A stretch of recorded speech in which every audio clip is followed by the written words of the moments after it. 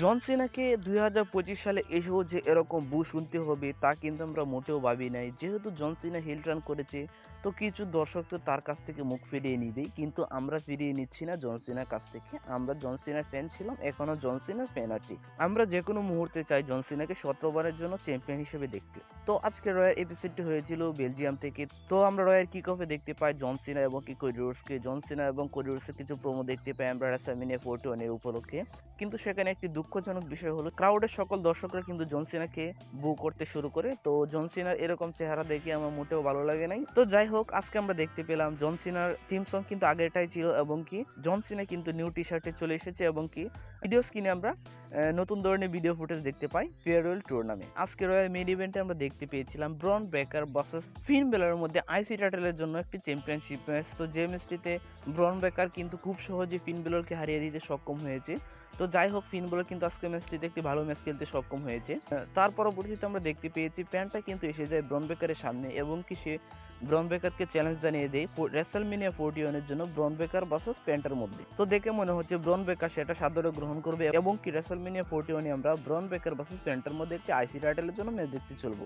এবং কি আমরা দেখতে পেয়েছি ইও স্কাই এবং কি বিয়াঙ্কা ব্লেয়ারের মধ্যে একটি রেসলমেনিয়া 41 এর জন্য কন্ট্রাক্ট সাইনিং। তো ব্যাকস্টেজেও আমরা দেখতে পাই ইও স্কাই, বিয়াঙ্কা ব্লেয়ার এবং রিয়া রিপ্লির মধ্যে একটি ফাইটিং মুভমেন্ট।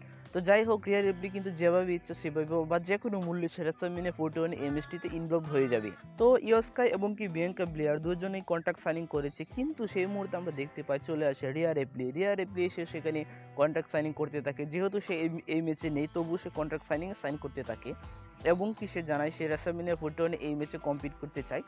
এবং কি আমরা দেখতে পেয়েছি ডাকোটা কাই ভার্সেস আইবি নীলের মধ্যে একটি সিঙ্গেল ম্যাচ, যে ম্যাচটিতে কিন্তু ডাকোটা কাই খুব সহজে হারিয়ে দিয়েছে আইবি নীলকে। তো লাস্ট ম্যাচে আমরা দেখেছিলাম আইবি নীলকে হারিয়ে দিয়েছিল ডাকোটা কাই। পরপর দুটি ম্যাচে ডাকোটা কাই আইবি নীলকে হারাতে সক্ষম হয়েছে। এবং কি আমরা দেখতে পেয়েছি এলডব্লিউও ভার্সেস ক্রিস বাদারের মধ্যে একটি ট্যাগ টিম ম্যাচ, যে ম্যাচটিতে আমরা দেখতে পাই এলডব্লিউও ম্যাচটিতে জয়লাভ করতে সক্ষম হয়েছে। কিন্তু আমরা দেখতে পাই আমেরিকার মেড মানে চ্যাট গাবল এসে এলডব্লিউ এর মেম্বারদেরকে আক্রমণ করতে শুরু করেছিল, কিন্তু শেষ পর্যন্ত কিন্তু এলডব্লিউও এই ম্যাচটিতে জয়লাভ করতে সক্ষম হয়ে গিয়েছে। এছাড়াও আমরা দেখতে পেয়েছি প্যান্টা ভার্সেস লর্ডি কাইসারের মধ্যে একটি সিঙ্গেল ম্যাচ, যে ম্যাচটিতে প্যান্টা আজকে আবারও জয়লাভ করতে সক্ষম হয়েছে, মানে লর্ডি কাইসারকে প্যান্টা হারিয়ে দিয়েছে।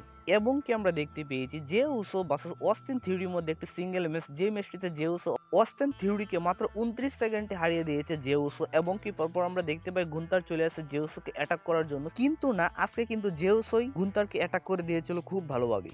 এবং কি আমরা দেখতে পেয়েছিলাম সেথ ফ্রিকন রলেন্সকেও আজকে রয়্যাল এপিসোডে সে কিন্তু রেসলমেনিয়া 41 এর জন্য Roman Reigns versus CM Punk versus Seth রলেন্সের যে ম্যাচটি হবে সেই ম্যাচটিকে কিছু হাইপ করার জন্য সে এসেছিল আজকে রয়্যাল এপিসোডে। তো কেমন লেগেছে আজকের রয়্যাল এপিসোড কমেন্টে জানিয়ে যেতে ভুলবেন না। তো আজকের ভিডিও এই পর্যন্তই। ভিডিও ভালো লাগলে অবশ্যই লাইক, কমেন্ট এবং কি সাবস্ক্রাইব করে পাশে থাকবেন। ধন্যবাদ সবাইকে।